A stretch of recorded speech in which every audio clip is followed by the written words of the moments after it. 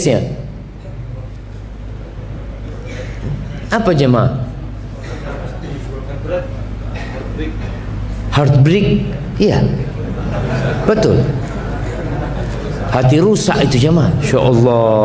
Nah, qalbun marid bahasa Arab antum. Tapi ala kulli ana ingin antum semua faham yang dimaksud dengan al-qalbu itu adalah jantung.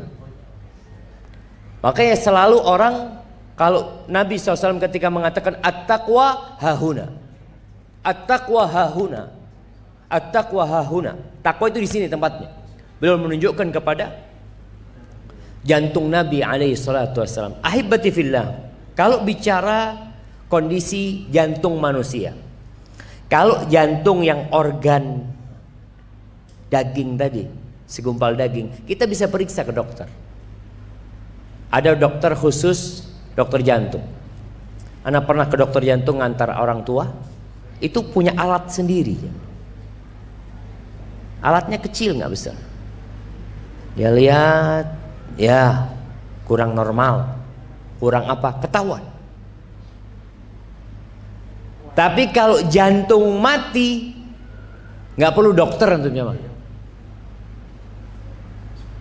Kalau ada orang sudah mati, jantungnya harus mati, selesai urusan dia. Hari ini kita akan berbincang jantung dari isinya, yang dikenal dalam bahasa Indonesia disebut hati. Orang yang katakan penyakit hati, yang sejatinya adalah penyakit jantung.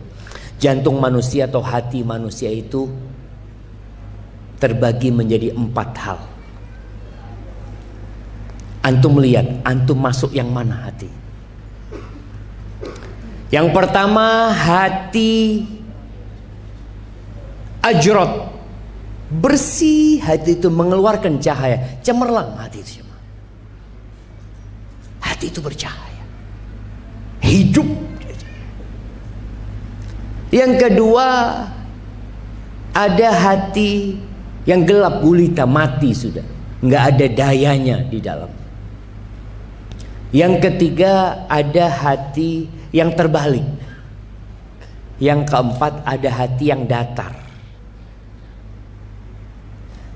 Kalau yang bercahaya itu hatinya orang yang beriman. Subhanallah, antum kumpul sama dia udah dapet tuh cahaya dia, seneng lihat dia. Yang kedua, hati yang gelap gulita mati itu hatinya orang kafir. Yang ketiga, hati yang terbalik itu hatinya orang munafik. Kebalik jemaah. Antum kalau tahu gelas ini dibalik, ya udah, mau diisi apa sama antum? Kalau yang hatinya orang kafir itu tertutup, kalau yang munafik itu terbalik. Yang keempat, hati yang datar itu hati yang bercampur. Di sana ada keimanan, di situ ada kemunafikan, di situ ada kemaksiatan yang dikerjakan. Mungkin sebagian kita hatinya bercahaya, terang. Sebagian di antara kita mungkin terbalik, dan yang terbalik ini nggak merasa terbalik. Tapi ada hati yang datar tadi, dia tahu dia berpenyakit, masih ada keimanan di diri dia. Kalau hati yang tertutup, hatinya orang kafir, antum bisa ngelihat bagaimana Rasulullah SAW berdakwah kepada Abu Jahal, berdakwah kepada pamannya, kepada orang-orang yang ada di Mekah. Kurang apa dakwah Nabi SAW? Secara personal beliau datang ke orang-orang tersebut, ke rumahnya didatengin, ke pasar mereka didakwain. Tapi yang terjadi, mereka malah memerangi dakwah Nabi Muhammad SAW. Bahkan mereka ingin membunuh Nabi Muhammad SAW. Antum lihat hatinya kaumnya Nabi Nuh alaihissalam. Berapa tahun Nabi Nuh berdakwah? 950 tahun jemaah. Tidak ada satu cara pun yang diharapkan bisa mempengaruhi orang untuk beriman, beliau sudah melakukan. Di surat Nuh, Allah ceritakan dakwahnya Nabi Nuh alaihissalam. Wa inni kullama da'autuhum litaghfira lahum ja'alu asabi'ahum fi adhanihim wastaghshaw thiyabahum wa asarru wastakbaru istikbara thumma inni da'autuhum jihara thumma inni a'lantu lahum wa asrartu lahum israra. Semua cara udah dilakukan. Kalau aku dakwain, mereka taruh tangannya, dimasukkan ke kupingnya, sambil pakai sarung ditutupin kepalanya. Ditinggal Nabi Nuh alaihissalam. Terang-terangan udah, sembunyi-sembunyi udah, malam udah, siang udah, tapi hatinya sudah tertutup. 950 tahun. Munafik yang hatinya terbalik ada. Contohnya di masa Nabi Muhammad sallallahu alaihi wasallam. Ini antum melihat dua contoh hati, anak sama bapak beda. Abdullah bin Ubay bin Salul, hadza ra'sul munafiqin. Pentolannya orang munafik di kota Madinah itu namanya Abdullah ibn Ubay bin Salul. Anaknya namanya Abdullah, tapi yang anaknya hatinya penuh dengan cahaya. Ketika dia mendengar informasi bapaknya ini mencela Rasulullah SAW, ada omongan-omongan yang gak enak tentang Nabi Muhammad SAW, dan dia juga dapat informasi bahwa Nabi SAW ingin membunuh Abdullah bin Ubay bin Salul. Datang putranya, ya Rasulullah, aku dengar engkau hendak membunuh bapakku. Kalau benar Nabi Muhammad SAW, jangan suruh orang lain yang membunuh bapakku, aku yang akan lakukan. Ini anaknya, aku yang akan lakukan wahai Rasul SAW. Nanti kalau engkau suruh orang lain, aku takut ketika melihat orang yang membunuh bapakku, aku nggak tahan, sehingga aku balas dendam. Akhirnya aku membunuh orang mukmin karena membunuh orang kafir, dan aku akan masuk neraka. Rasulullah SAW. Seperti apa hatinya orang ini jemaah? Antum lihat hatinya Bilal bin Rabah, disiksa, dipukulin, dia hanya mengatakan ahadun ahad. Antum lihat hatinya istrinya Fir'aun. Ini perbedaan hati, yang satu mati tertutup, yang satunya beriman. Allah mengatakan, وَضَرَبَ اللَّهُ مَثَلًا لِلَّذِينَ آمَنُوا امْرَأَةَ فِرْعَوْنَ إِذْ قَالَتْ رَبِّ ابْنِ لِي عِندَكَ بَيْتًا فِي الْجَنَّةِ. Itu bagaimana Allah memberikan percontohan tentang hati yang hidup istrinya Fir'aun. Istrinya Fir'aun, suaminya mengaku Tuhan. Bayangkan. Dia berdoa mengatakan, ya Allah, bangunkan buat aku di sisimu rumah di surga. Disiksa sama Fir'aun, hatinya siap meninggalkan segala kenikmatan dunia nih, coba. Hidup di istana Fir'aun, apa saja yang diinginkan bisa dia dapatkan, tapi dia tinggalkan semuanya. Sebaliknya, ada perempuan yang suaminya Nabi, dia kafir. Istrinya Nabi Nuh alaihissalam, istrinya Nabi Lut. Allahu Akbar jemaah. Maka kalau kita bicara hati yang mati atau hati yang berpenyakit ini, Masya Allah, kita perlu menjaga hati kita, menghidupkannya. Yang mungkin sudah sakit-sakitan hatinya, ini mau mati nih hati. Kalau dibiarkan bisa mati hati tersebut. Apa tanda-tanda hati yang mati atau sakit mau mati? Yang pertama, kita akan bicara tanda, kita akan bicara solusi bagaimana menghidupkan hati tersebut. Yang pertama, tandanya itu dia menjauh dari mengingat Allah Azza wa Jalla. Jiwanya tidak berpikiran akhirat. Allah ketika menyebutkan orang yang beriman itu, innamal mu'minuna alladzina idza dzukirallahu wajilat qulubuhum. Orang-orang beriman, yang itu mengaku beriman, buktikan kalau disebutkan nama Allah hatinya bergetar takut. Apabila dibacakan ayat-ayat Allah, zadathum imana, tambah keimanannya. Apakah kita udah seperti itu hati kita? Kadang-kadang katakan, mas, haram ini mas. Tenang, Allah Maha Pengampun. Diingatkan Allah mengharamkan dia. Ingat Allah Maha Pengampun, lupa kalau Allah itu syadidul iqab. Antum nggak tahu Nabi Adam dikeluarkan dari surga karena berapa dosa? Satu.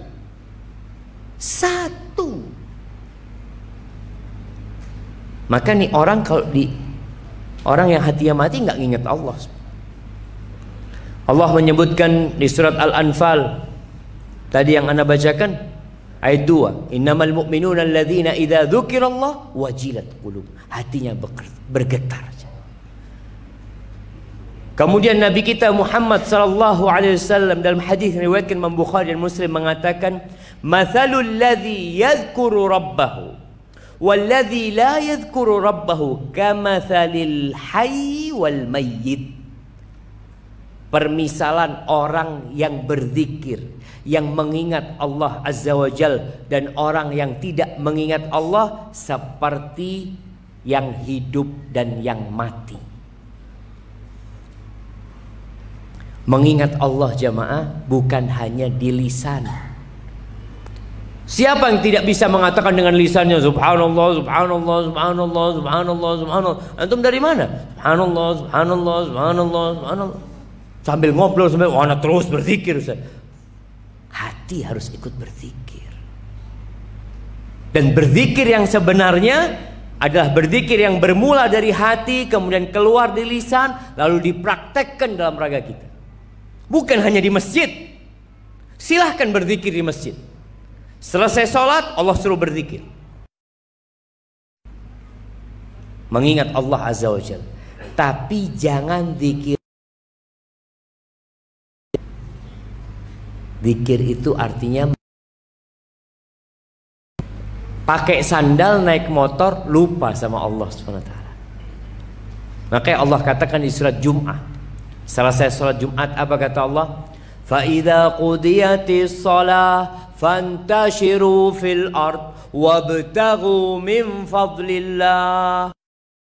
Qurullah katsiran la'allakum tuflihun. Kalau selesai sholat, silahkan kalian bertebaran di muka bumi ini. Yang punya toko silahkan buka. Yang jual jasa silahkan jual jasanya. Apa silahkan berjalan di bumi ini, bertebaran di muka bumi ini, cari rizki dari Allah Subhanahu wa taala. Tapi ada satu hal kata Allah, ingat Allah yang banyak. Ketika bekerja, kalau hatinya hidup, dia nggak akan nipu orang mukmin. Nggak ada ngurangin timbangan lah, dia tidak akan pernah melakukan itu karena hatinya hidup dengan zikrullah. Jangan sampai duduk di tokonya dengan tasbih. Subhanallah, subhanallah. Orang datang dia tipu. Setelah pergi, subhanallah, subhanallah, subhanallah. Antum ingat Allah nih, ingat dengan kebesaran Allah, ingat dengan hukum-hukum Allah. Dan ada zikir yang perlu kita jaga. Zikir yang perlu dijaga, zikir pagi dan petang. Ini minimal. Kemudian zikir yang ada seperti zikir naik kendaraan. Antum naik apa?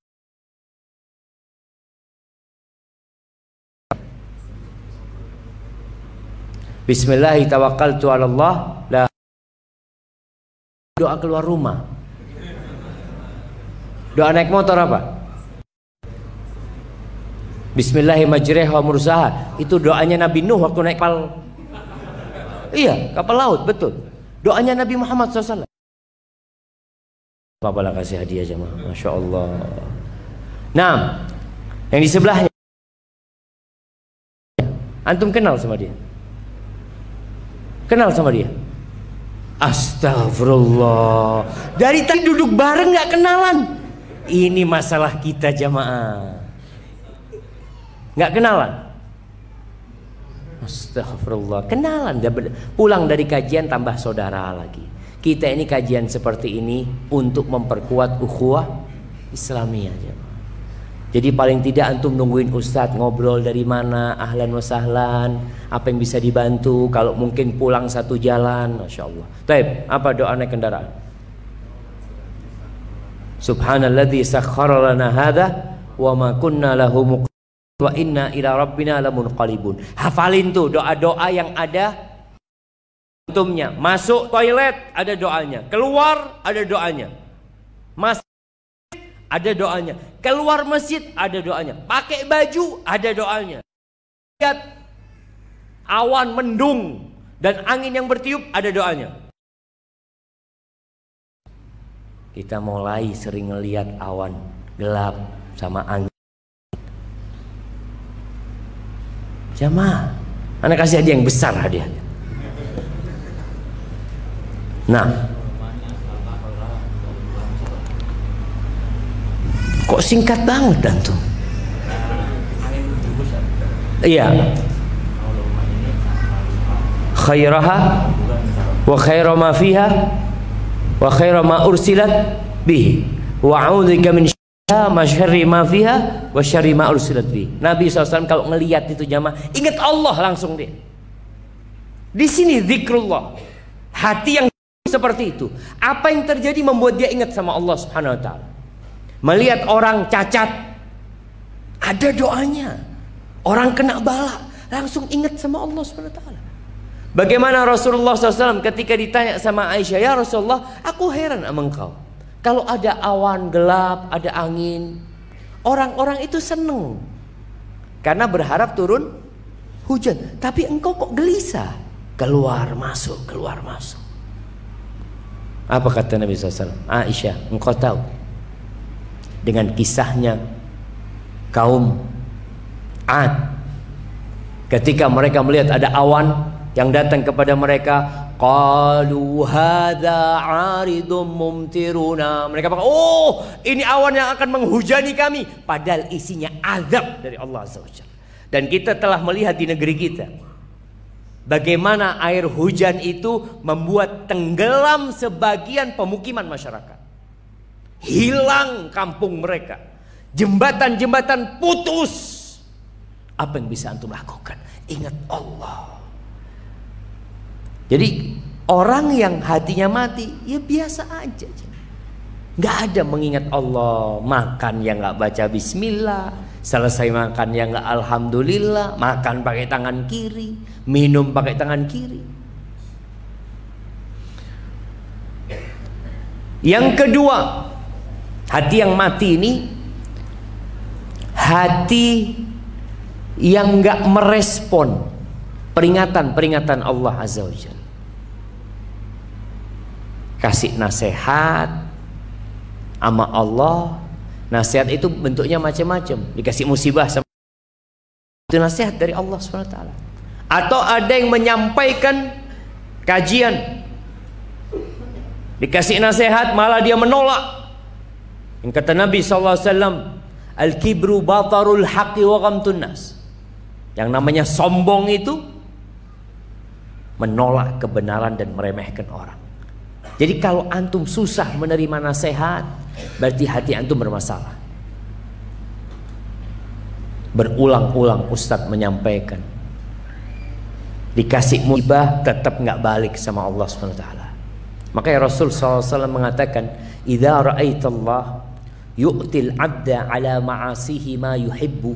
Kalau engkau melihat Allah memberikan nikmat, memberikan rizki, memberikan karunia kepada seorang hamba, jabatannya diangkat, kerjaannya lancar, rizkinya semakin Masya Allah, dalam kondisi dia melakukan kemaksiatan, fa'lam annahu istidraj. Ketahuilah bahwasanya dia sedang diistidraj, sedang diluluh sama Allah.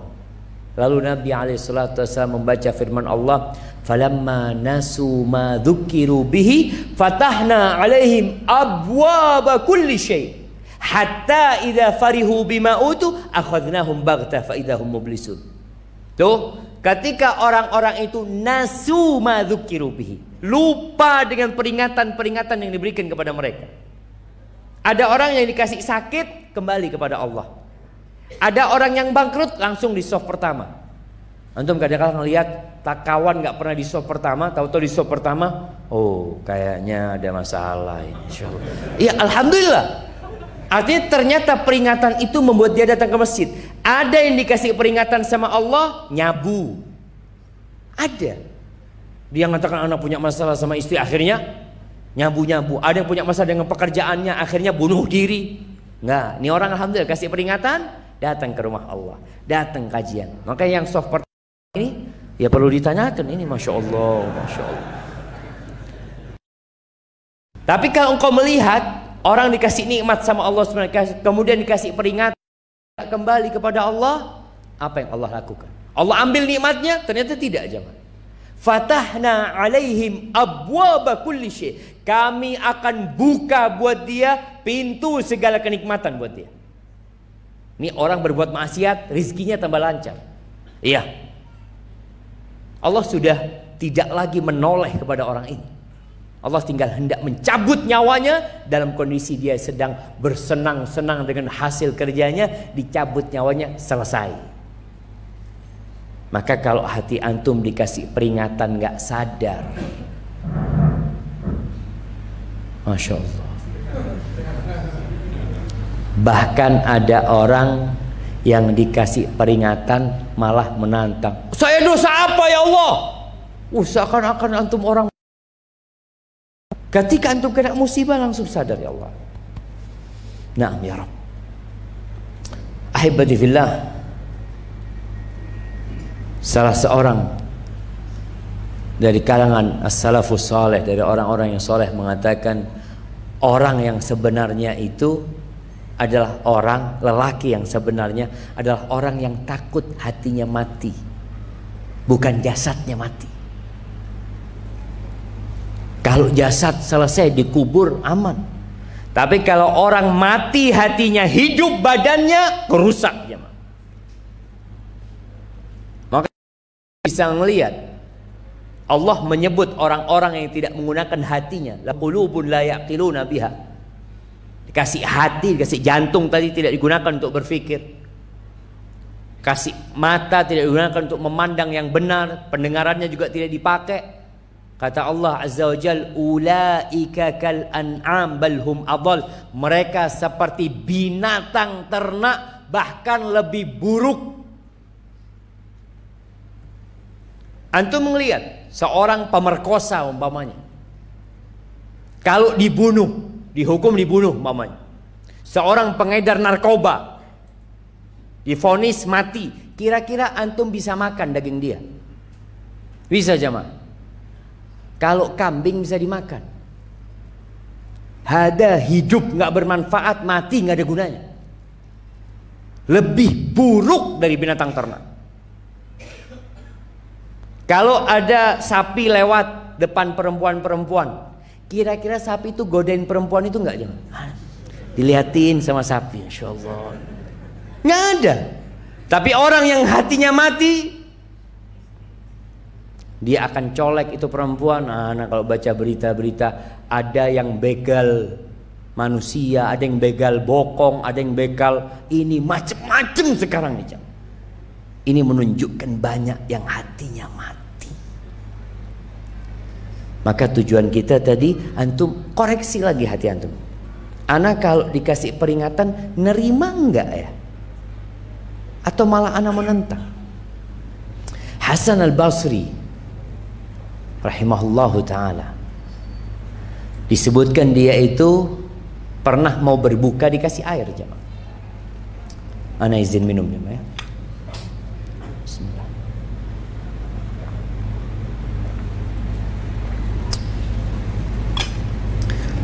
Ketika dia hendak minum, udah deket nih, dia nangis.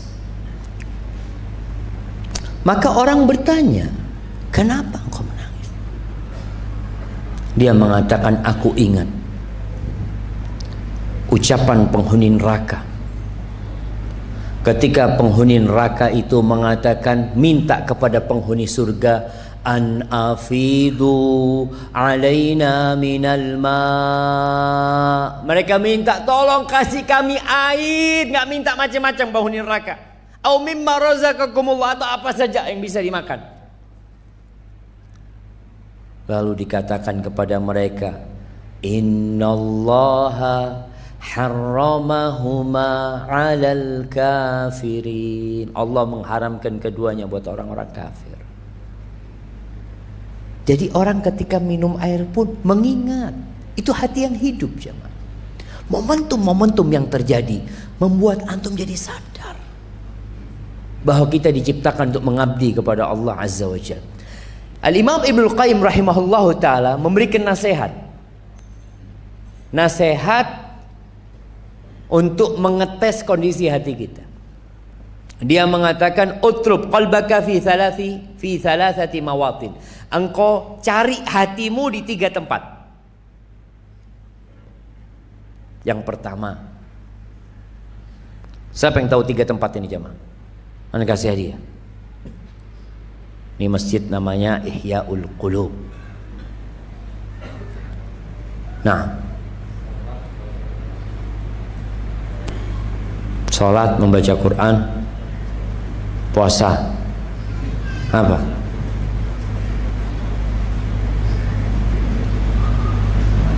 Nah, yang betul baca Qurannya, yang 2 belum betul.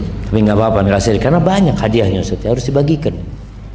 Taib, yang pertama, inda sama'il Quran, ketika mendengarkan Quran, gimana hatimu? Ada orang kalau disetelkan musik jingkrak-jingkrak, setelkan Quran marah-marah. Lihat hatimu. Ketika nonton apa, mungkin pegang remote, pas kena Quran langsung cepet. Yang lainnya, oh, hada zen. Nih, ketika hatimu nggak ada di sana, nggak enak nyimak Al-Quran. Antum coba tanya, dalam sehari berapa jam antum nyimak Quran? Ya, nyimak dan membaca sebenarnya, karena membaca dengan sambil mendengarkan. Tapi paling tidak sekarang semua sarana Allah mudahkan. Antum pasang headset di telinga, Masya Allah, antum naik motor bisa dengar tuh Al-Quranul Karim. Jadi yang pertama, inda sama'il Quran. Yang kedua, fi majalisid dzikir. Di sini nih, di majelis-majelis dzikir, majelis-majelis ilmu. Ada nggak antum di sini? Ada orang yang kalau datang ke kajian seperti ikan keluar dari air, kepanasan, sekali-kali selonjor kakinya, ini goyang sini, goyang situ, macam-macam. Kepingin keluar dari tempat ini, jangan. Ngelihat ustadznya, kok panjang banget ustadznya. Tapi kalau antum sudah mendapatkan sakinah di majelis ilmu, alhamdulillah, hati antum hidup. Yang ketiga, wa fi awqatil khalwah, di tempat-tempat ketika antum sendirian. Ketika antum sendirian di dalam kamar, tidak ada yang melihat, tidak ada yang memandang, gimana kondisi hati antum? Kalau di 3 tempat ini nggak ada hati antum, kata Ibnu Qayyim, fas'alillah ayyamunna alaikal qalb. Minta sama Allah supaya dikasih hati, dikasih qalbu. Fa innahu la qalba lak. Engkau nggak punya jantung. Kalau di 3 tempat ini nggak ada antum, sudah nggak punya jantung. Jamaah rahimakumullah. Yang ketiga, sering bergurau, suka tertawa, kerjanya nonton yang lucu-lucu, ngakak lagi. Bahkan ada acara khusus untuk ngakak. ngakak.com. Acara ini semua yang hadir hanya di sana dikasih ketawaan dari awal sampai terakhir dan dilombakan ketawa-ketawa. Ketawa boleh, boleh ketawa. Tersenyum lebih baik. Kata Nabi SAW dalam hadis riwayat Imam Tirmidzi, beliau mengatakan, wala tukthirid dhahik fa inna kathratad dhahik tumitul qalb. Kata Nabi SAW, engkau jangan banyak-banyak tertawa. Kebanyakan tertawa itu mematikan hati, kata Nabi SAW. Itu pesan Nabi SAW. Sebagian ulama mengatakan hiburan-hiburan yang kebanyakan sama. Antum lihat orang kalau sudah suka dengan game umpamanya jemaah, hatinya udah hampir mati. Dipanggil bapaknya, dipanggil ibunya nggak dengerin. Handphonenya diambil, melawan kepada orang tuanya. Ada laki-laki yang main handphone sampai di mandi main game. Dulu kita tahu orang ada yang merokok sambil di toilet. Sekarang main game di toilet. Na'udzubillah. Maka jaga. Hiburan perlu. Kadangkala kita bosan jamaah, capek. Nabi SAW kadangkala juga keluar kota Madinah, berangkat ke lembah-lembah, ke bukit-bukit, istirahat sama para sahabatnya. Umar bin Khattab radhiyallahu anhu juga melakukan itu. Itu hal yang wajar. Kalau kita lihat antum di Malang capek, anak mau kepingin ke Batu lah Ustaz, fadhol. Tapi kalau kebanyakan, maka akan mematikan hati. Kemudian yang keempat, yang ketiga sebenarnya, ini bersandar kepada kelezatan-kelezatan dunia jemaah. Baik itu bentuknya makanan, minuman, pakaian. Ada orang yang kerjanya kuliner. Kalau ditanya makanan paling enak di Malang ini mana? Oh, masya Allah, rawon di sini ada 7 warung paling enak. Antum kerjanya, oh iya, anak keliling terus sana. Setelah rawon habis, anak cari warung soto. Habis soto, kerjanya cuma makan. Makanya Allah sebutkan orang-orang kafir itu, kafaru yatamatta'un wa ya'kulun kama ta'kulul an'am. Tuh orang-orang kafir, mereka bersenang-senang, mereka makan seperti makannya binatang ternak. Jadi ketika dapat duit yang ada dalam benaknya, makan. Kalau enggak itu diberangkat. Karena ahibbati fillah Muhammad subhanallah, itu enggak tahu Muhammad bin Wasi. Dalam satu peperangan, komandannya itu tanya, "Aina Muhammad bin Wasi?" Mana Muhammad bin Wasi? Dicari sama anggotanya ini. Balik lagi, ada di sebelah sana. Kamit sambil menunjuk ke langit, minta sama Allah SWT. Apa kata dia? Muhammad bin Wasi itu lebih aku cintai daripada 1000 pedang-pedang yang kuat. Ini Muhammad bin Wasi. Apa pesannya Muhammad bin Wasi? Dia mengatakan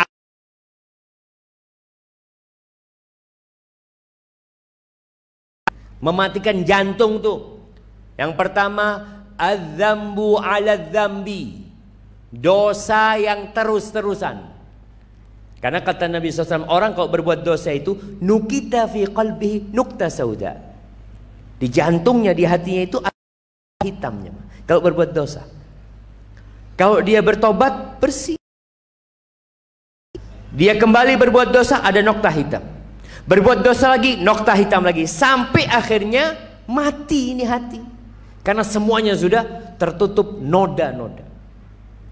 Maka disebutkan oleh Muhammad bin Wasi, dosa yang bertumpuk-tumpuk. Jangan nunggu tobat, insya Allah Ustaz, anak kan masih muda Ustaz. Nantilah umur-umur 60 anak sudah mulai mau tobat. melihat orang-orang yang memakmurkan masjid itu memang kebanyakan tua-tua. Sudah pensiun, sudah apa, duduk di masjid. Ketika muda di mana antum? Pada hari kiamat ada pertanyaan khusus untuk masa muda antum.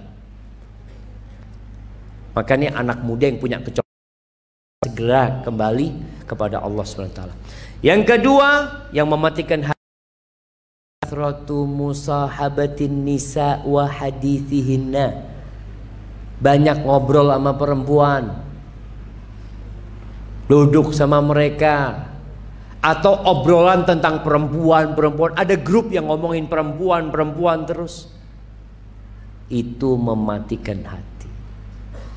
Jadi ngobrol sama istri, ngobrol sama anak-anak, tapi kerjanya bukan cuma ngobrol terus, bawa kajian. Yang ketiga, wa mulahatul ahmaq taqulu laka wa yaqulu lak. Yang mematikan hati yang ketiga, berdebat dengan orang ahmak.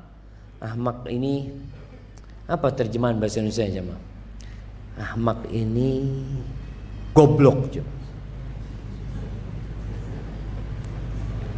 Ada jahil, jahil itu bodoh. Ahmak ini di atasnya, memang betul, goblok itu lebih bodoh. Anda nggak tahu sama orang ahmak, tuh bahasa Arabnya ahmak, yang terjadi debat kusir. Antum kalau melayani dia, yang bodoh siapa? Antum. Akhirnya hati antum jadi keras. Allahu Akbar fulan. Antum udah tahu. Kalau ketemu orang kayak gitu, apa kata Allah Subhanahu wa taala? Wa ibadur rahmanil ladzina yamshuna 'alal ardi hauna wa idza khatabahumul jahilun qalu salama. Kalau ngobrol sama mereka sudah ya jazakallahu khair, barakallahu fik, ma'assalamah, assalamualaikum.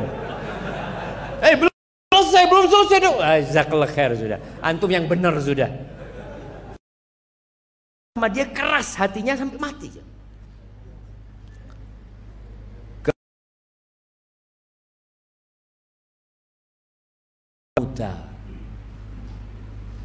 Suka kumpul orang mati.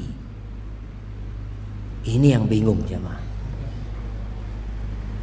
Masa kita kumpul sama orang mati? Dan maka dia ditanya, wa ma mujalasatul mauta. Apa maksudnya kumpul sama orang mati? Mujalasatu kulli ghaniyin mutrafin wa sultanin jair. Antum suka kumpul sama orang-orang kaya yang hidupnya berfoya-foya, yang nggak ingat sama Allah Subhanahu wa taala, dan kumpul sama pemimpin yang zalim, mati hati antum. Makanya nasihat Nabi Muhammad SAW, suruh cari sohib orang miskin. Cari orang miskin. Bahkan pesan Rasul SAW agar hati kita hidup. Kepada Abu Dzar radhiyallahu anhu, wa ausani bihubbil minhum. Aku dikasih wasiat supaya aku cinta orang miskin dan dekat sama mereka. Kita kan kadang-kadang nggak suka kalau dekat sama orang miskin. Nanti sekali-kali pinjam uang. Nah, tapi kalau orang kaya kan fulus, kita yang dapat fulus. Itu bisa bikin mati hati antum. Dan kalau antum kumpul sama orang-orang berduit saja, yang hidupnya bermewah-mewahan, yang nggak ingat sama Allah, obrolannya tidak akan keluar dari motor, apalagi perempuan.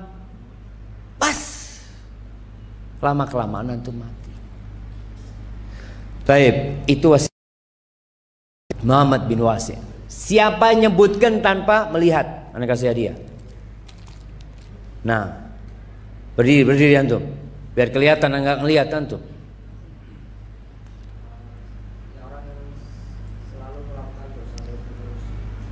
Melakukan dosa, menumpuk dosa, oke. Yang kedua,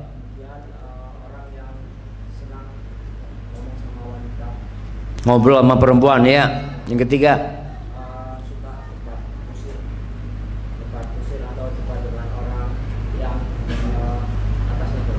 yang atasnya bodoh. Apa atasnya bodoh itu? Ahmak, masya Allah. Yang keempat,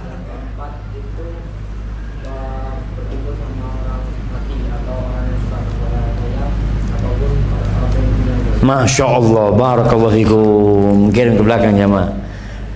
Baik, yang kelima. Tinggal 2 lagi jamaah. Terus kita masuk ke sesi tanya jawab. Yang kelima ini cinta popularitas. Ingin tampil plus riya, ingin dipuji orang. Ini mematikan hati. Nggak ikhlas akhirnya orang itu. Kita harus memerangi keinginan itu. Itu sudah menjadi nafsu manusia, ingin dipuji, ingin disanjung, ingin tampil. Allah Azza wa Jalla mengatakan wa ma umiru illa liya'budullah mukhlisina lahuddina hunafa. Tuh perintah Allah agar kita beribadah ikhlas, minta sama Allah saja. Antum ingin dipuji, bangun malam pakai baju yang bagus. Ya Allah, aku mau salat ya Allah. Silahkan minta pujian sama Allah SWT. Tapi sama manusia, apa gunanya? Kalau antum dipuji sama seluruh penduduk di Malang ini, berapa banyak orang-orang yang dipuji yang memiliki follower, jutaan followernya. Apakah kemudian itu membuat hatinya hidup, bisa jadi tambah mati?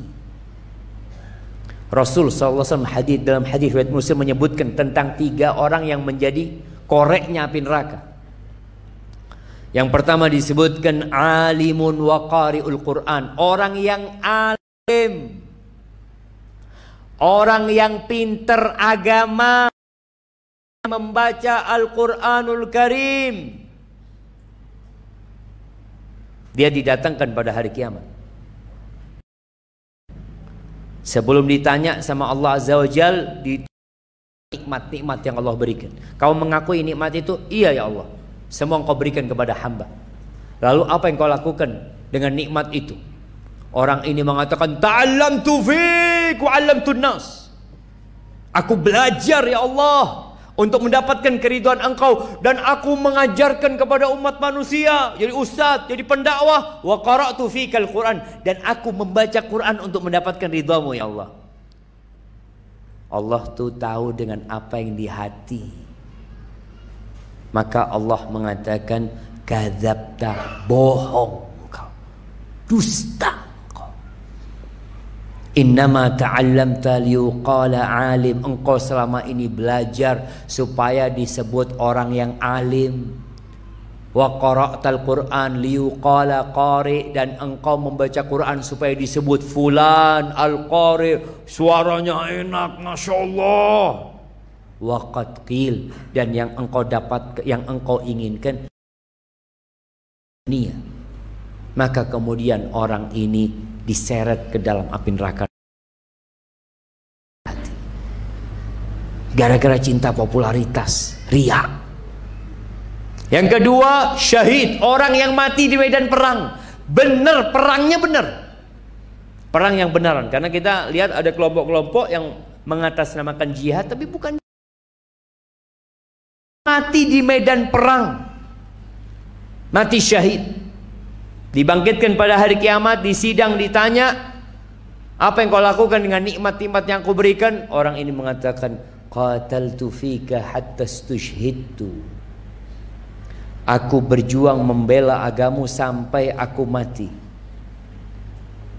Kata Allah, kadzabta, bohong. Innama qatalta liyuqala jari. Selama ini engkau berperang, berjihad hanya untuk mendapatkan sebutan pemberani, pahlawan, pembela kebenaran. Engkau inginkan, dan engkau sudah mendapatkan itu di dunia. Engkau sudah disebut pahlawan, disebut jagoan, dan hari ini engkau nggak dapat apa-apa. Mati hatinya. Yang ketiga, jawad, orang kaya raya yang dermawan.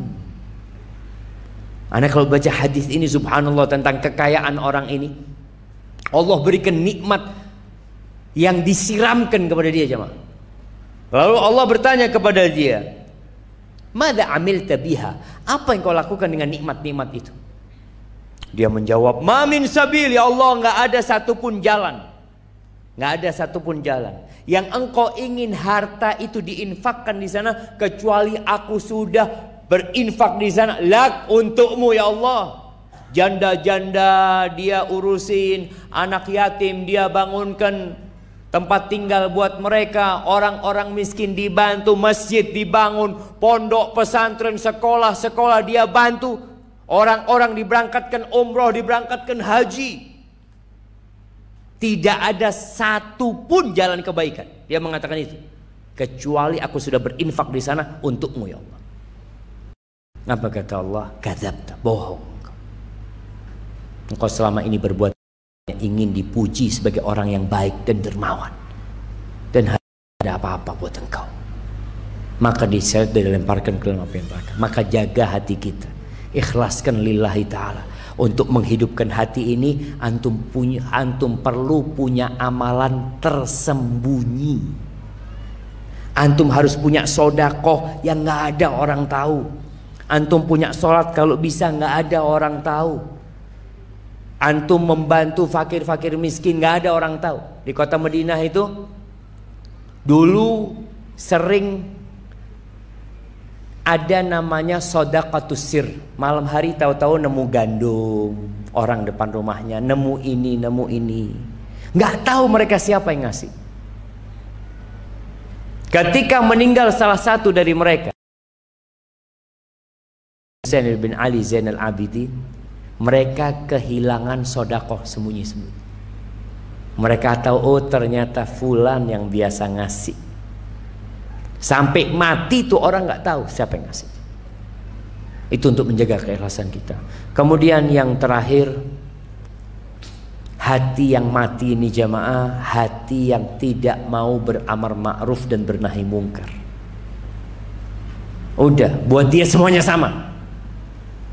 Kadangkala mereka mengatakan masalah kemanusiaan. Orang mau minum ya silakan, orang mau berzina ya silakan, orang mau sholat nggak ada urusan sudah. Yang penting saya berbuat baik sendiri. Lah, makanya kata Abdullah bin Mas'ud ketika ditanya, man mayyitul ahya, siapa orang yang mati? Alladzi la ya'rifu ma'rufan wa la yunkiru munkar. Orang itu tidak mengajak kepada kebaikan dan orang itu tidak mencegah kemungkaran. Temannya di kantor nggak sholat, nggak pernah diajak sholat. Temannya di kerjaan nggak pernah puasa Ramadan, malah makan, antum biarin. Dan ini berbahaya jemaah. Ketika antum membiarkan kemungkaran terjadi, lama kelamaan kemungkaran itu, dan antum tidak lagi mengingkarinya. Hadza wallahu a'lam bishawab. Itu yang bisa saya sampaikan pada kesempatan kali ini. Mungkin kita masuk ke sesi tanya jawab. Barakallahu fikum.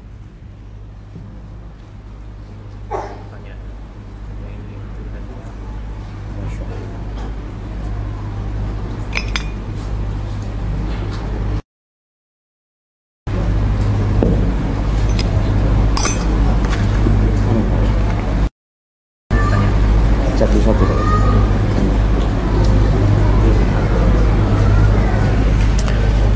Bagaimana cara menghidupkan hati yang telah mati dengan sholat? Subhanallah jemaah. Kadang-kala kematian hati ini bertahap. Sakit tadi. Karena dia beriman sebenarnya. Tapi lama-kelamaan cahayanya itu redup, kemudian mati. Lihat penyebabnya apa? Kadangkala ada yang penyebabnya adalah sohib, kawan. Ada seorang yang Masya Allah, dia cerita, anak ini Ustaz sudah hijrah 6 tahun Ustaz, Alhamdulillah Ustaz. Tapi terakhir-terakhir anak kerja itu sering keluar kota Ustaz, bersama kawan-kawan. Nginep di hotel biasanya. Itu kawan-kawan terus terang Ustaz, mereka berzina semua. Bawa perempuan. Ana Alhamdulillah bertahan Ustaz. Tapi lama-kelamaan Anda jadi seperti mereka. Hati-hati dengan kawan. Anda kumpul sama orang tidak sholat. Mungkin awalnya antum tetap ke masjid ya. Yang lainnya nggak sholat. Ya fadl. Kita toleransi ya. Anak nggak sholat, antum sholat, fadl sudah. Lama kelamaan antum jadi seperti mereka. Maka kalau antum sudah berani meninggalkan sholat seperti ini, sepertinya penyebabnya adalah tadi dosa yang bertumpuk-tumpuk yang dibiarkan, kemudian kawan-kawan yang buruk yang mengajak antum. Tadi wasiat Muhammad bin Wasi, cari teman duduk yang tepat. Antum cari orang-orang soleh. Allah Muhammad SAW, wasbir nafsaka ma'al ladzina yad'una rabbahum bil ghadati wal 'ashyi yuriduna wajha wa la ta'du 'ainaka 'anhum turidu zinatal hayatid dunya. Engkau tetap sabar tuh, kumpul sama orang-orang yang miskin yang enggak punya ibadah, terus kumpul sama mereka. Jangan sampai engkau tinggalkan mereka dunia ini. Jangan sampai. Maka mungkin seperti itu.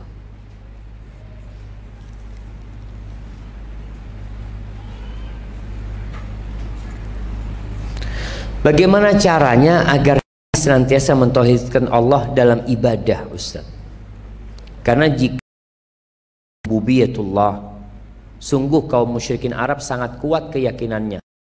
Namun justru mereka menjadi musuh-musuh Allah Subhanahu. Iya jemaah. Mentauhidkan Allah itu bukan hanya mengakui Allah sebagai pencipta.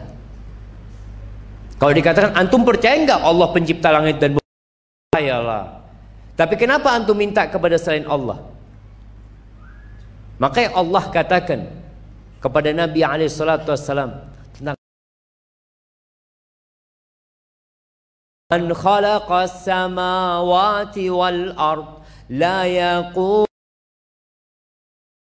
kepada mereka, siapa pencipta langit dan bumi? Tanya sama Abu Jahal, pencipta langit dan bumi. Tanya sama Abu Lahab, siapa pencipta langit dan bumi? Jawaban mereka apa? Allata, Uzza, Hubal, la. Mereka itu patung-patung mereka yang bikin.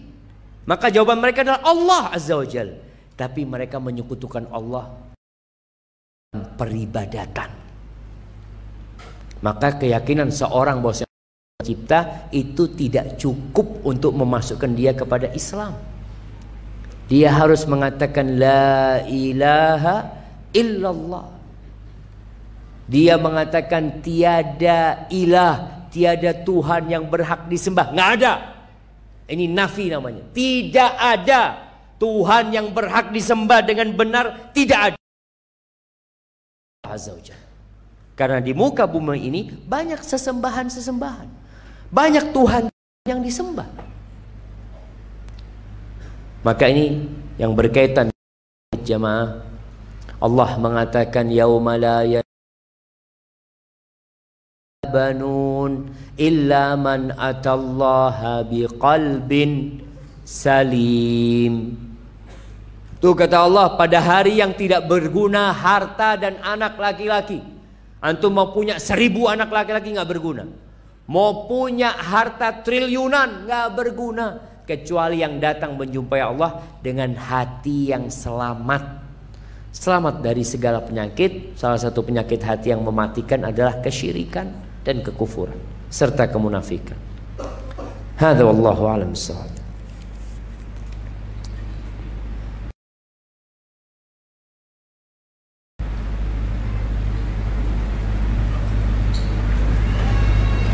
Ustaz, saya dari Pulau Sepudi, Sumeneb.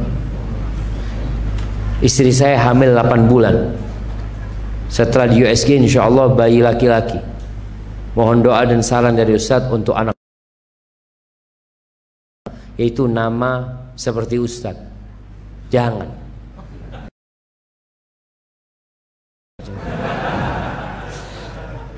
Antum kalau mau kasih nama, kasih. Kita ini anak sampaikan di awal, kita ini orang-orang yang sedang berusaha. Bagi anak bisa menyampaikan kajian ini karena Allah menutupin dosa-dosa. Maka kalau antum ingin kasih nama para nabi yang jelas-jelas manusia-manusia pilihan Allah Azza wa Jalla. Kalau tidak, kasih nama Abdullah atau Abdurrahman, nama yang paling dicintai Allah. Kalau tidak, kasih nama sahabat-sahabat Nabi yang mereka dijamin masuk surga, supaya anak itu termotivasi. Wallahi jemaah, kita nggak tahu gimana kematian kita nantinya. Makanya kata Abdullah bin Mas'ud radhiyallahu anhu, man kana mustannan falyastanna biman qad mat. Barang siapa yang ingin mencari contoh, mencari idola, hendaklah dia mencontoh orang yang sudah mati. Siapa? Ulaika ashabun Nabi. Itu sahabat-sahabat Nabi. Hayya la tu'man alaihi fitnah. Allahumma tsabbitna ala dinik ya Allah. Orang yang hidup itu masih potensi terkena fitnah. Masih potensi. Tapi sudah mati selesai. Kita lihat alhamdulillah para mati husnul khatimah, maka kasih nama anak antum umpamanya Talha, kasih nama Umar. Dan kalau kasih nama, tolong satu nama aja. Nama yang kedua, ketiga, nama orang tuanya, supaya anak itu berbakti sama antum. Kemanapun pergi ada anak yang durhaka jemaah, tapi ketika dibalik hapus nama antum. Ini termasuk kebaktian anak kepada orang tua, nama bapaknya akan terus menempel sama dia. Hadza wallahu a'lam bissawab. Mengenai tanda-tanda hati yang mati di pekerjaan ana, sumber daya manusianya kebanyakannya seperti itu, Ustaz. Ana takut terwarnai, Ustaz. Ana harus tinggalkan pekerjaan tersebut. Haibati fillah. Kalau antum lihat semua pekerjaan ini kayaknya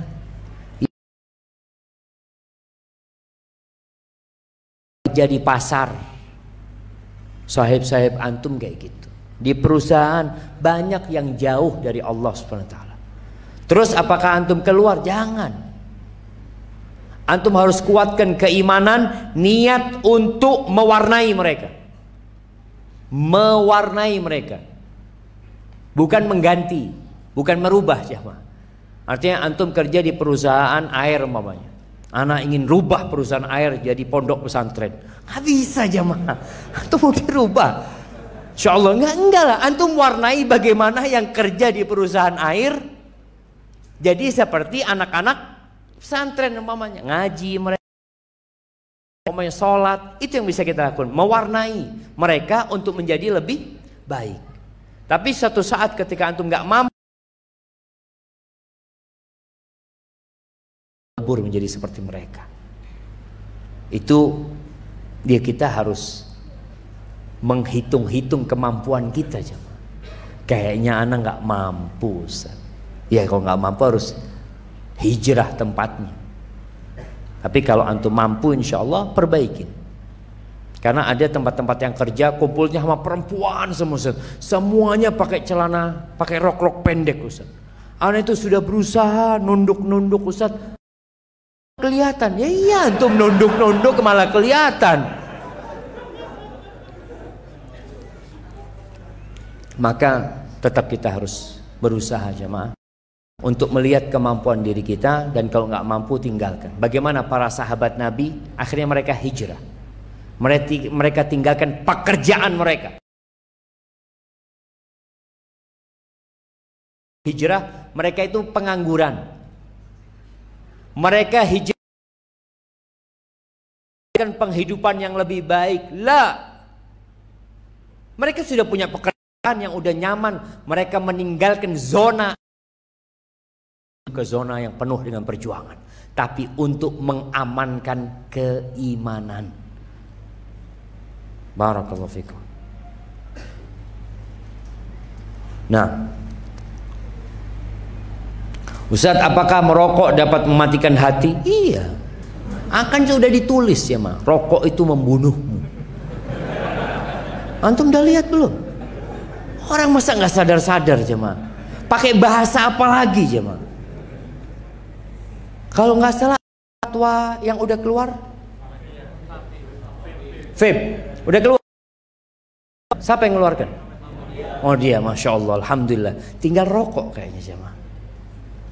Apa bedanya rokok sama vape? Vape ini pabriknya di luar negeri Ustaz. Kalau rokok Indonesia masalahnya Ustaz. Jadi berat. Jadi mungkin sebagian orang dari dulu ditulis rokok itu membunuhmu, ditulis itu rokok bisa jantung, menyebabkan mulut, kanker ini, kanker itu, macam-macam. Sama dia diapain? Tetap dihisap jemaah. Itu namanya hatinya mungkin memang nggak bisa baca. Ya kita husnudzon lah jemaah, mungkin dia baca seperti itu. Orang kalau bisa baca ilmu, maaf ini racun jangan diminum. Kira-kira dia minum nggak? Enggak lah jemaah. Kalau bisa baca dia nggak minum racun. Ah, na'udzubillah min dzalik. Tapi nggak bisa baca karena haus, dia minum, mati dia. Maka berkaitan dengan rokok, ya harapan kita semoga masyarakat Indonesia bisa semakin sadarlah dengan bahaya rokok. Kalau bicara agama mungkin ada yang mengatakan Ustadz kan ada yang fatwanya makruh Ustadz. Saya kok lebih condong kepada yang makruh. Setiap Masya Allah. Memang antum ngerokok jadi condongnya. Padahal antum tahu bahaya-bahaya rokok tersebut. Jamaah nih ada sebuah wasiat Nabi SAW. Ketika Nabi mengatakan alaihi salatu wassalam al halalu bayyinun wal haramu bayyinun. Yang halal jelas, yang haram jelas. Wa bainahuma umurun mushtabihat. Di antara dua ini ada yang syubhat, ada yang abu-abu. Mungkin sebagian orang mengatakan rokok kayaknya masuk syubhat Ustaz, belum haram Ustaz. Antara halal sama haram. Ada unsur halalnya, ada unsur haramnya Ustaz. Terus sikap kita terhadap syubhat itu apa? Kalau syubhat itu antara wajib sama sunnah, maka antum kerjakan. Kalau syubhat itu antara makruh sama haram, maka antum tinggalkan. Itu yang kata Nabi SAW, faman ittaqas syubuhat faqad istabra'a li dinihi wa irdihi. Barang siapa yang menghindari syubhat itu, maka dia telah menyelamatkan dirinya dan agamanya. Kalau tadi kita bicara rokok, antum akan menyelamatkan agama antum dan diri antum, kehormatan antum akan terjaga. Gimana kalau yang benar yang haram antum? Dan antum udah dikasih tahu, antum mungkin mengatakan ada yang mengatakan makruh. Tapi gimana kalau yang benar yang mengatakan haram? Oh iya ya, lebih baik ditinggalkan. Lebih baik ditinggalkan. Dan rumah sakit paru-paru sudah penuh ya, Ma. Kita itu dibohongin sama sponsor. Ana tahu sponsor rokok ini mungkin terbanyak sepanjang jalan. Paling banyak. Bahkan sponsornya kata teman, bikin sponsor rokok itu paling mahal Ustaz. Yang pakai Videotron itu ya mah, yang bisa naik mobil nanti terbang, loncat ini itu, bisa berantem kuat. Mana? Antum lihat perokok itu batuk-batuk sakit. Kok katakan oh ngerokok akhirnya bisa six pack? Ana sejak merokok jadi six pack. Iyalah sakit antum. Barakallahu fikum.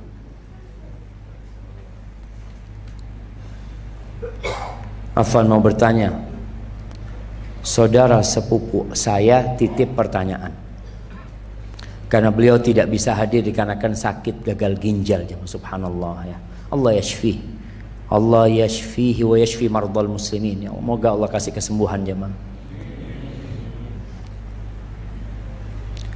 Bagaimana hukumnya bila suami tidak menafkahi 1 tahun batin dan tidak memberi lahir batin dan tidak memberi kabar berbulan-bulan? Suami tersebut sering pinjam uang dan perhiasan istri untuk tujuan yang tidak jelas.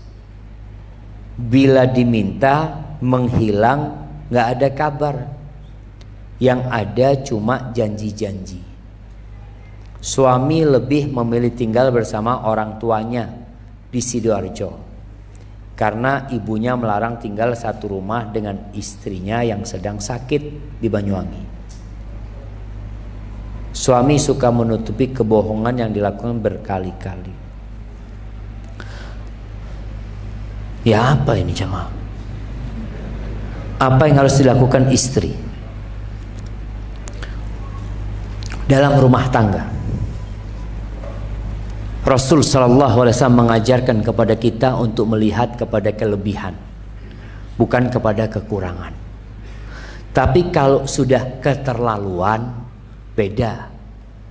Mamanya dikatakan ini sudah 1 tahun tidak memberikan nafkah lahir batin. Istri berhak menuntut. Kalau tadi mungkin istrinya sakit, suaminya tidak bisa atau istrinya sudah tidak bisa melayani suaminya, sang suami boleh nikah lagi, silahkan. Tapi jangan menelantarkan istrinya. Seorang suami yang tanggung jawab, kalau dia tidak mampu memberikan nafkah kepada istrinya, dia ceraikan istrinya. Mohon maaf, anak kondisinya seperti ini, apakah anti mau menerima? Kalau kiranya enggak, ya sudah, anak akan ceraikan supaya anak nggak tanggung jawab lebih besar lagi. Itu suami yang gentle seperti itu. Jangan kemudian dikatakan nggak ada kabar, ngambil duitnya istri, pinjam ini itu, akhirnya dia memanfaatkan istrinya. Maka tugas istri, ana rasa perlu adanya mediasi. Coba kirim utusan dari pihak keluarga istri dan utusan dari pihak keluarga suami, ngobrol. Ini mau dilanjutkan atau gimana? Karena yang dilakukan suami sudah sesuatu yang nggak boleh sebenarnya jemaah. Karena nafkah itu termasuk kewajiban.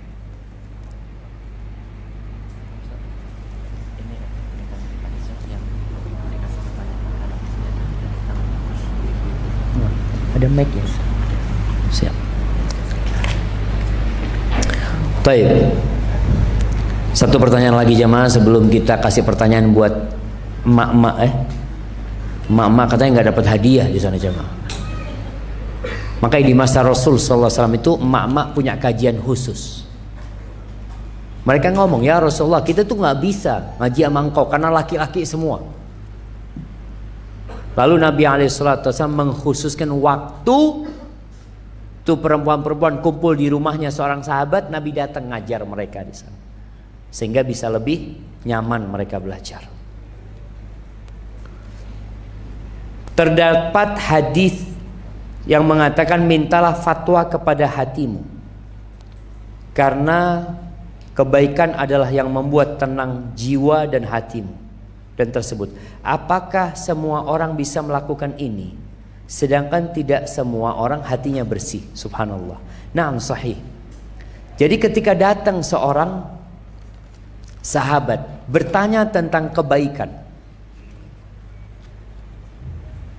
maka Nabi SAW mengatakan albirru husnul khuluq. Kebaikan itu adalah perilaku yang baik, akhlak yang mulia. Wal ithmu, dosa, mahaka fi nafsika wa karihta ayattali 'alain nas.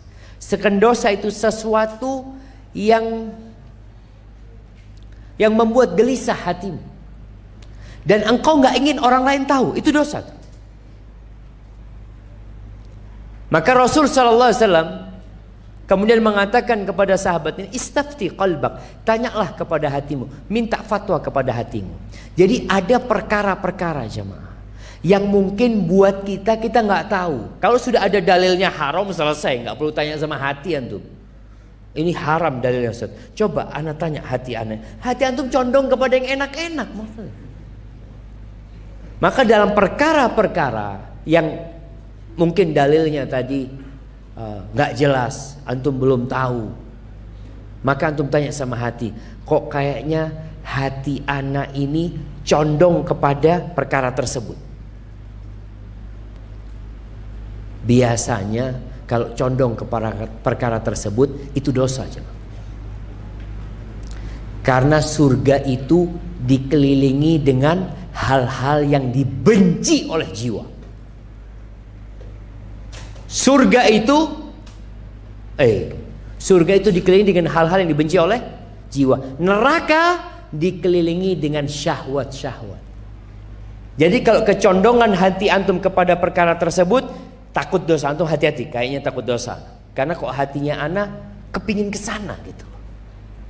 Tapi kalau merasa berat, dia huffatil jannah bil makari. Kemudian dalam rangka tadi, hati kita ini gak semuanya akan bersih, Ustaz. Apakah semua orang bisa meminta fatwa kepada hatinya? Bisa, yang hatinya hidup. Kalau hatinya sakit, apalagi mati, apa yang antum akan tanyakan?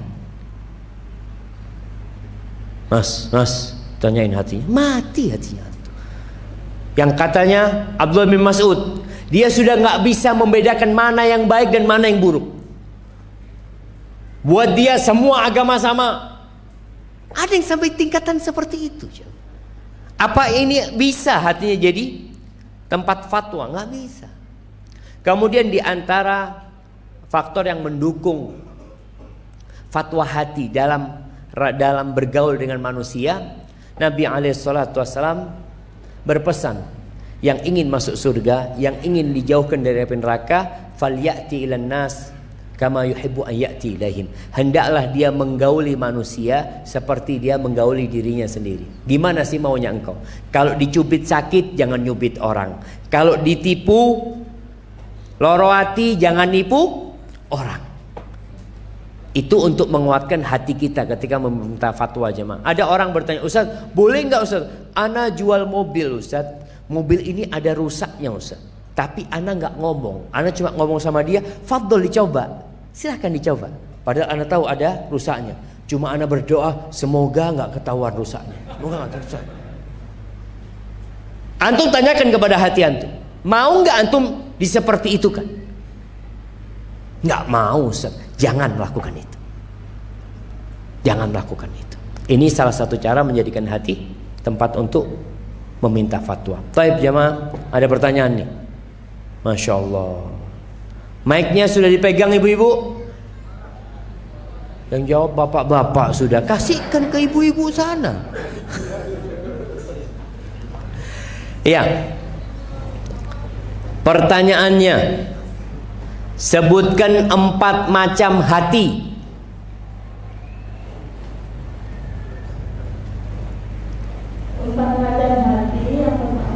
Yang tertutup, yang kerja,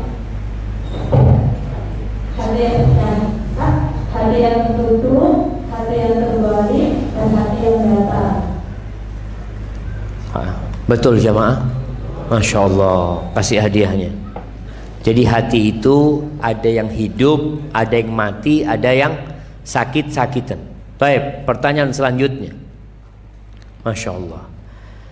Tadi kita sebutkan tentang tanda-tanda orang yang hatinya mati atau sekarat atau sedang sakit. Sebut 5. Terlalu banyak. 3 aja. 3 saja.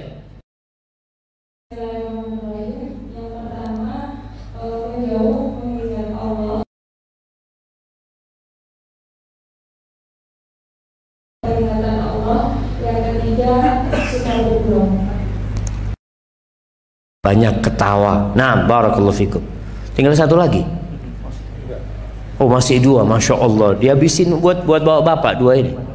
Nah, baik. Pertanyaan selanjutnya buat ibu-ibu.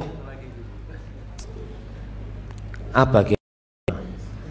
Ya, tadi kita menyebutkan ada wanita yang Allah sebutkan dalam Al-Quranul Karim hatinya hidup. Wanita yang hatinya mati.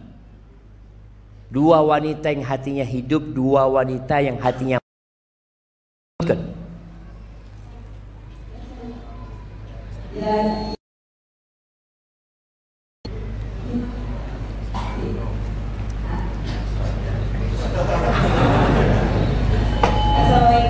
Waalaikumsalam warahmatullahi. Waalaikumsalam.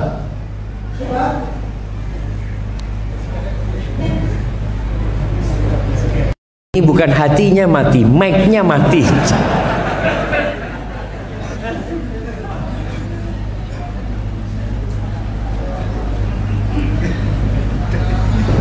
Nah, silahkan.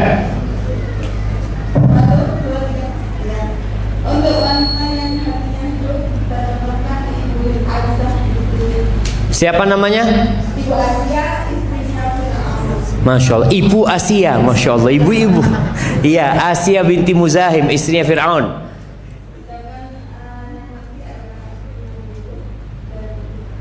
Istrinya Nabi Lut sama istrinya Nabi Nuh. Dan wanita yang hidup juga Maryam binti Imran. Nah, fadl hadiahnya. Barakallahu fikum. Baik jamaah, ana tambah satu pertanyaan lagi, kemudian kita tanya kepada antum. Udah habis pertanyaannya.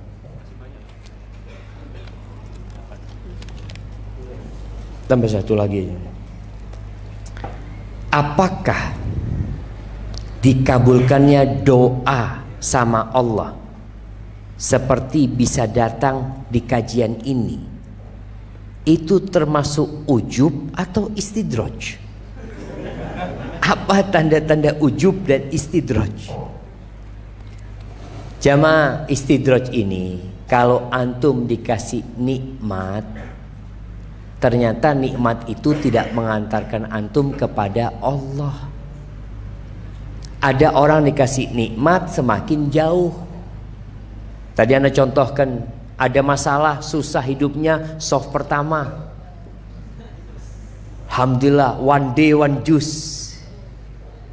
Musibahnya hilang, nikmat datang, sebulan belum tentu satu jus. Itu bisa jadi nikmat yang membawa kepada azab nantinya.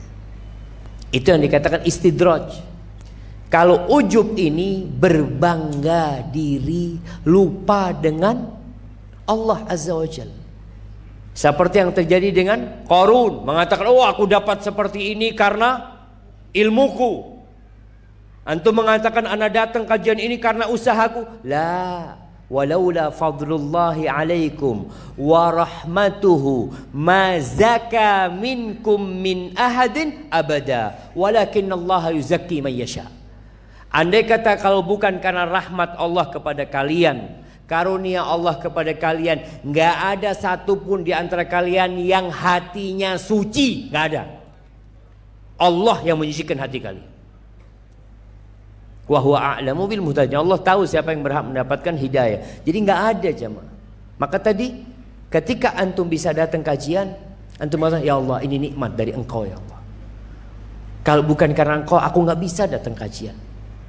Kalau bukan karena Engkau, aku nggak bisa baca Quran. Nabi Sulaiman ketika singgasana Ratu Balqis sampai ke hadapan dia, apa yang terjadi dengan Nabi Sulaiman? Hadza min fadli Rabbi liyabluwani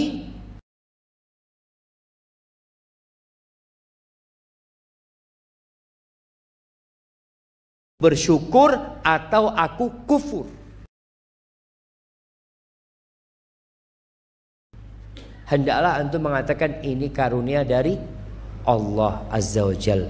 Dan untuk menyucikan hati jamaah, minta sama Allah. Ingat, hati kita ini berbolak-balik, sehingga Allah Azza wa Jalla doa dalam Al-Quranul Karim di surat Ali Imran ayat 8. Apa doanya?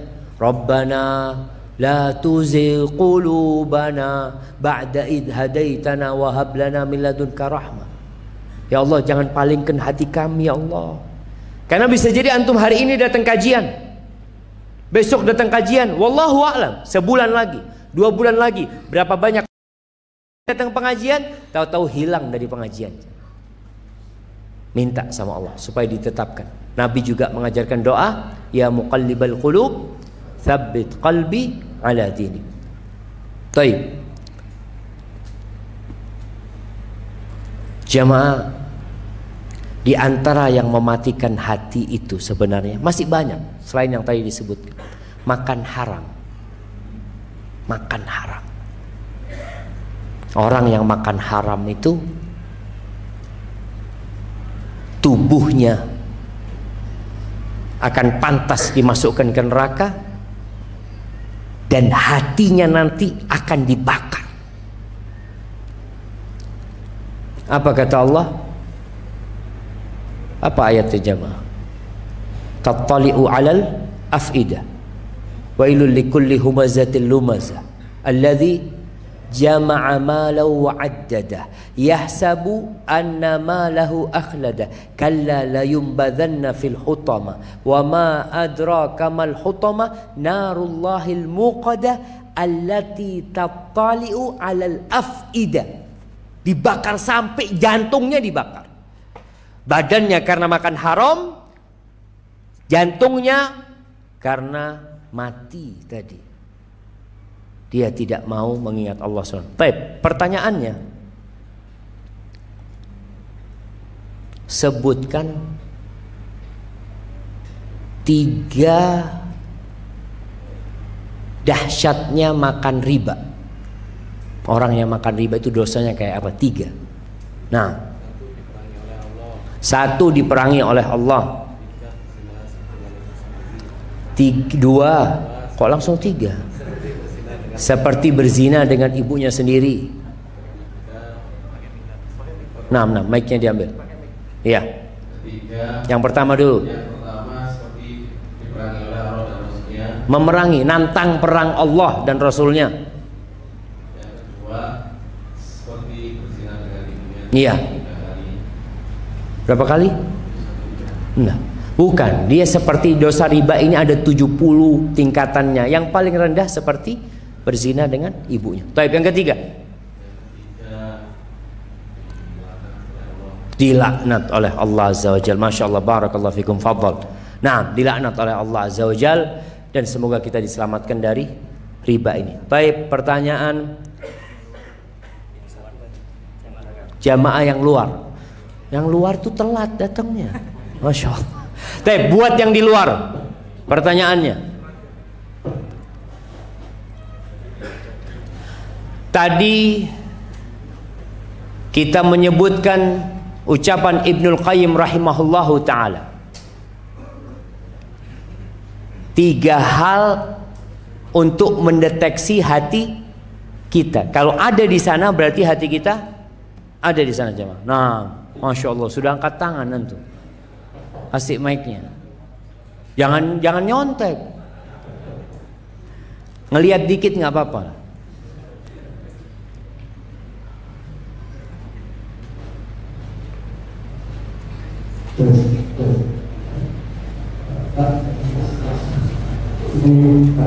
Untuk mengecek hati kalian, pertama dia mendengar Quran, kemudian di majelismu, yang ketiga di tempat di mana kita sendirian. Masya Allah, Masya Allah. Hati antum ada nggak di 3 itu? Masya Allah. Fadal jemaah. Barakallahu fikum. Kayaknya jemaah ana ini sudah nggak kuat jemaah. Ya. Ana rasa ana cukupkan di sini, kan tadi sampai 2 jam teler nanti ustadznya jemaah. Karena ada kajian lagi bentar lagi. Bila benar itu dari Allah Azza wa Jal, kalau ada yang salah dari diri anak pribadi, Allah dan Rasulnya terbebaskan dari kesalahan itu. Allahumma qsim lana min khasyatika ma tahulu bihi bainana wa baina ma'asik, wa min ta'atika ma tuballighuna bihi jannatak, wa minal yaqini ma tuhawwi alaina